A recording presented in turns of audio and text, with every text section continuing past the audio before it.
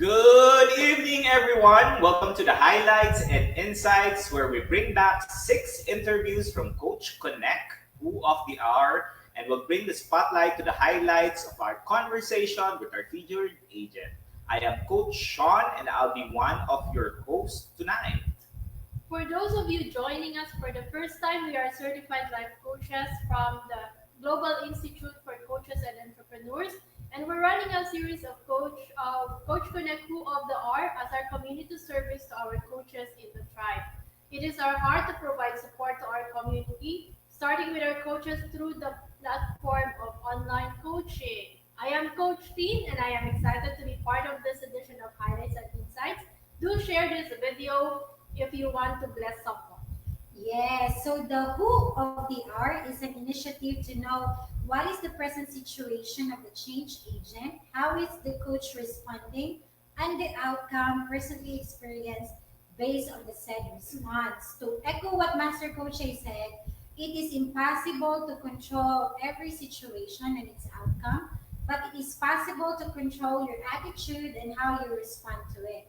I am Coach Rizel, and it's a privilege to learn from the highlights of featured stories for today and earn wisdom from the insights of our fellow coaches over the historical COVID-19 global pandemic. Yes, so we encourage you or everyone participating to participate and share your takeaway for the highlights and or your action items from the insights that you will gain as we roll back the stream of the interview.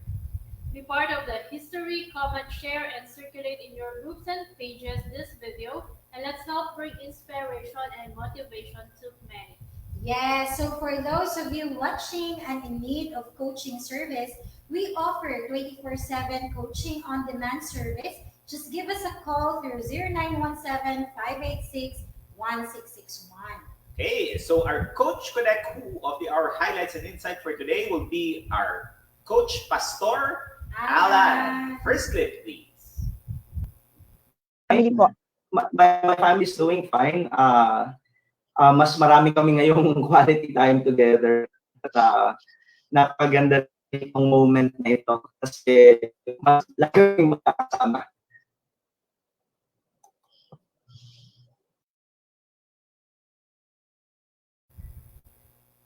All right. And the beautiful thing about what he said is we're talking about family bondings. The bonding with the family is very important right now, and it's a critical aspect of what's happening in the world today. So if you're bonding right now, oh please record it, take pictures, Yeah. or you can do TikToks as long as you're able to maximize the current resources that you have to document all of those happy moments. So next clip.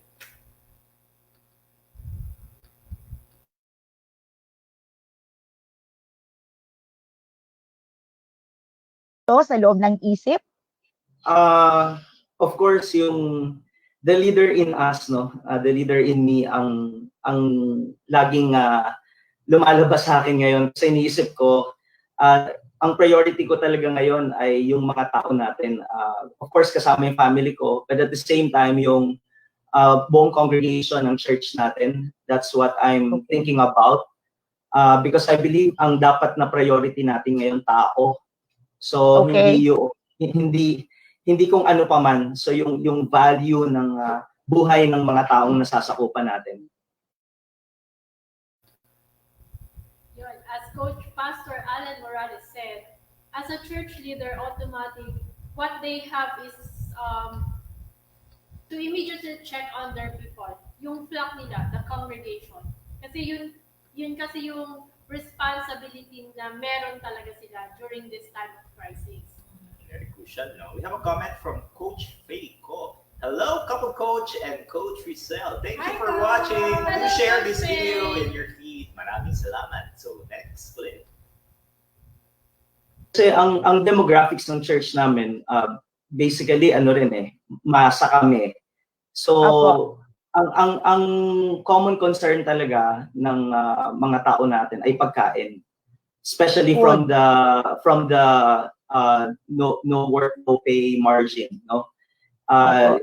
Yung mga kabilang doon talagang nag-struggle sila daily on a day-to-day basis. And that's why the first thing that came to my mind was to provide food for them. In fact, last week, yun yung mobilization na ginawa natin sa church. Nag-release tayo ng fund to provide at least rice for 1 week to sustain them. So we were able to distribute 100 plus bags of rice. And then Okay. this week, nagkaroon tayo ng second wave. Mas maraming reach, Okay. mas maraming taong naabot natin. Nasa 200 ang napamigay natin kaninang rice. At the same time, merong kasamang canned goods. So yun ang Okay. priority talaga natin ngayon. For specific to the people. Yun, as Coach Pastor Allan said, as a church leader, they automatically think of the congregation in any situation that happens, like this current crisis. So what they do is, since yung church niya is more on masa, yung andun sa congregation niya, what they did is immediately think of the value of the people. Kasi nga, ang taong nasasakupan niya ay mga ano ba yun, day-to-day laborer. So, they get paid only when they work. So, automatic ang naisip nila is the heart of Coach Pastor Allan to really immediately support kahit in a small way by organizing relief goods, yung donations, then relief good operations. Yun talaga yung meron silang, yun kagad yung ginawa na. So, nakikita mo talaga yung heart ni Coach Pastor na ito muna kasi ito yung immediate eh. So the response as a leader is very kumbaga, it's very prompt. Hindi niya na kailangang mag-connect pa sa government kasi kung kaya na din lang naman nila, gagawin na nila. Speed of implementation. Yes. Dahil dyan po, Pastor Allan, saludo kami sa iyo. And hello, say hello, Coach coaches, from Candy. Coach Candy. Hello, Coach Hello, Candy. Coach. Yeah, next clip, please. You responding to them. Number one, napakahalaga ng filtering eh. Kasi not all information are true. Napakaganda na meron kang way to filter out kung yung naririnig mo, nakikita mo sa balita ay totoo ba o hindi. Most especially yung mga forwarded messages, ang dami yan eh. So, kinakailangan salain din yon para malaman mo kung ano talaga yung totoo. Kasi yung facts, yun ang yun ang magbibigay sa iyo rin ng wisdom and knowledge. Yun din ang magbibigay sa iyo ng kakayahan to respond in not just only in a positive way, pero yung in a way that will add value to people, sa family ko, sa ibang tao. So napakaganda na ma-filter talaga yon. I agree, no, kay Pastor Allan Morales. Thank you for highlighting that, Pastor, about filtering information. So, yung na-experience natin na training with Pastor Coach ay about mental resiliency. Ang pinakauna sa tingin ko no, na nakakapag-sustain ng tao after going through like a long period of like something like this quarantine or crisis is the mental resiliency. Kasi doon nagmumula kung paano ka magre-respond in every situation. Therefore, to keep your mental health in check and also to keep your mental health fit, you really need to filter. Tawag doon #wisdom din. Ano yung hinahayaan natin na exposure sa pag-iisip natin kasi yun talaga eh, once you open that door and you start exposing yourself, the question behind it is how will it help you when it comes to your responses? Beautiful. So, paano ka makakatulong sa response? Yes. Okay, next clip, please. Naiintindihan nila yung mga nangyayari. May mga pag-uusap kami about the issue. So, with the information na sila rin mismo kasi exposed din sila sa social media. Yes. Pinag-uusapan namin yon. Yung mga bagay na kinakailangan ng clarity, kinakailangan ng paglilinaw. So, we talk things over. And at the same time, binavalidate ko rin sa kanila kung ano yung nararamdaman nila ngayon sa issue. In times of crisis, the parents needs to rise up to guide their children. And I think that's the very essence of what Coach Pastor Allan has shared, na we need to be able to stand up and support our children, not to cover up the info or what's happening, but to really let them process it and get an understanding of how they will respond in the future. Kasi importante po yun. Ano nga, mirroring, importante po sa parenting. Sabi nga ni Coach Candy, #wisdom din. Sabi niya po. Sabi niya po kasi ayun. Tapos coach, isingit ko lang, no, dahil nga parenting, nakita natin kung paano nag-rise up yung mga magulang to support their children in our Youth Connect. Oh Yes. my Oh, God! yeah. Ang ganda diba? Sila Coach Faye, Coach Sherry. So, yung Yeah. Coach K, no, yung pag-encourage ng mga youth natin to also speak up during this very crucial times. Ang galing. Kaya- Kami. Kayo kung nanonood ngayon, if you're asking what Youth Connect is, just browse through Coach A Coaching Community and take a look at Youth Connect. Ayan po. Maganda po kayo, madami kayong magpupulot na aral doon. Okay, next clip. Perspective ay let us view suffering as temporary. Pansamantala lang to. Alam natin ito lahat, nalilipas at lilipas lahat ng ito. Kasi sa history ng humanity, ang daming crisis na dumaan sa atin, place or of course extraordinary to kasi I think ngayon lang to nangyari sa lifetime natin. So hindi pa at first time ito.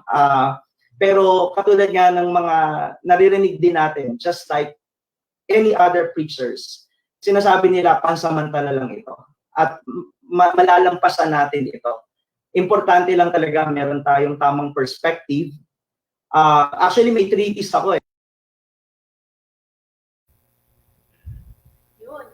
Suffering is temporary. If you check it nga, going back to history, lahat naman ng nangyari like World War I, World War II, the Black Plague, the influenza in the 1900s, lahat naman dumaan lang.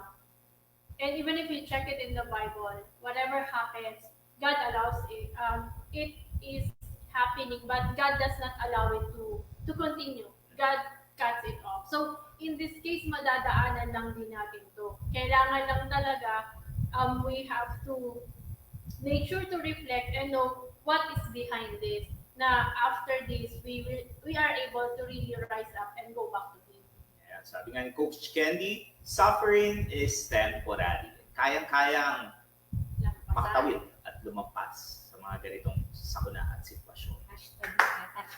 Kaya, makata. Next clip, please. Actually, may treatise ako eh. Yung priority. Sige po. Yung priority, number 1, perspective, at yung propensity natin, no? So yung priority, again, napakahalaga. Priority. Yes, yung napakahalaga yung buhay ng tao. At kung ano yung pwede nating magawa para matulungan, para madagdagan yung halaga nila sa bagay na kinalalagyan nila, in our own little way, gawin natin yun. Okay. Hanggat maaari nga, huwag na rin tayong mag-forward pa ng mga messages na magbibigay lang ng fear sa puso nila. Imbis na mag-forward ng mga ganong klaseng messages, again, mag-isip tayo ng paraan para makatulong sa kapwa natin. Pangalawa, yung perspective. Again, kung ano yung paniniwala natin, yun kasi ang magiging behavior and attitude natin. So maganda na kung ang paniniwala natin, there's hope dito sa darkness na kinalalagyan natin, I'm sure mas magiging positive, mas magiging beneficial yung outlook and behavior natin. Kaya nga, mahalaga, makatulong talaga tayo sa oras na ito. Kung ano man yung meron tayo, ibigay na natin. Kasi ito yung golden hour natin eh. Lalo na kung Christian tayo. Ito yung panahon para mag-shine tayo in the midst of this dark situation. Ito yung moment natin really to shine as God's light to this dark situation. And thirdly, yung propensity. Meaning to say, yung inclination natin. We Opo. should be more courageous, we should be more resilient, we should be more prudent. No, may mga bagay tayong dapat pinipili lang kung ano yung uh, pakikinggan natin, paniwalaan natin, at pag na-filter natin yon, again, babalik pa rin doon sa tamang behavior, tamang decisions na dapat natin ginagawa.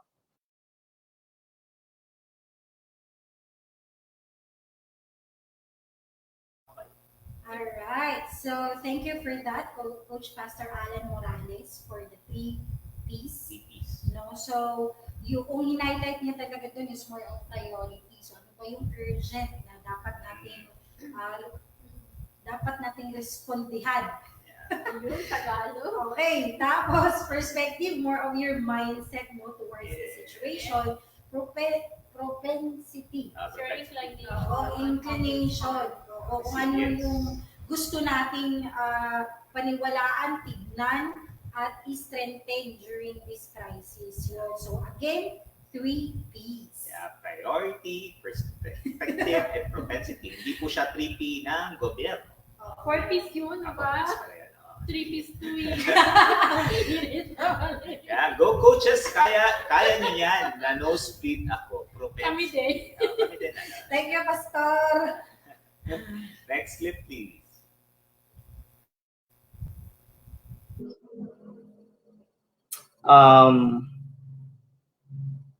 May all the people bow down and worship before you. Amen. God, yung may all the people just bow down to God.